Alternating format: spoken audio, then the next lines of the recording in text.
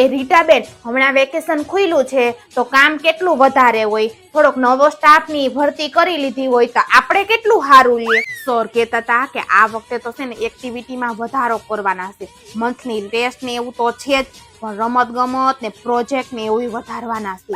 તમને ખબર છે હજી વેકેશન ખુલ્યું ને ત્યાં તો વાલીઓ કમ્પ્લેન કરવા માંડ્યા છે કે ફી તો તમે પૂરેપૂરી લ્યો છો તો છોકરાઓને હારા ભણાવજો. કાલ સર કહેતા હતા કે 7 વાગે ને ઈ પહેલા તમારે બધા ટીચરને અહીંયા હાજર રહેવાનું. 7 વાગે અમે આવી તો જઈશી બરાબર ને, પણ 12 વાગે ને પછી આપણને અડધી કલાક અહીંયા બધું બંધ કરાવવામાં નીકળી જાય. આપણને 12 વાગે રજા નથી આપતા, આપણે શું કરવું?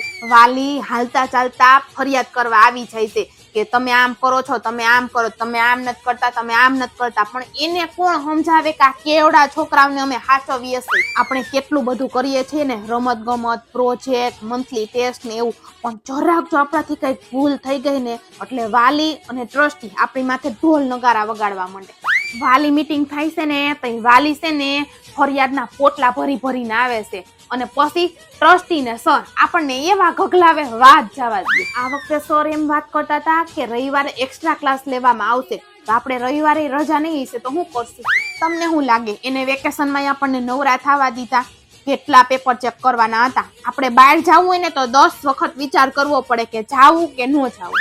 4 વર્ષથી એમ કહેશે કે હું બધાય છોકરાઓને બધાય ટીચરને પ્રવાસમાં લઈ જઈશ, હજી સુધી લઈ નથી ગયા. આ વખતે એમ કહેતા હતા કે બધાયનું સારું પરફોર્મન્સ હશે ને તો તમને બધાયને પ્રવાસમાં લઈ જઈશ. આ વખતે ખાલી વાત જ કરશે, લઈ નહીં જઈ, જોજો.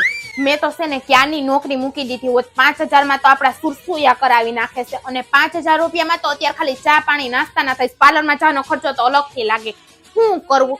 તમે જરા કોમેન્ટ કરીને કહેજો હો કે ટીચરની લાઈફ આવી જ હોય કે કંઈક અલગ હોય. તમારી સાથે કોઈ પણ એક્સપિરિયન્સ થયા હોય ને તો મને કોમેન્ટ કરજો અને વિડીયોને શેર કરવાનું ભૂલતા નહીં.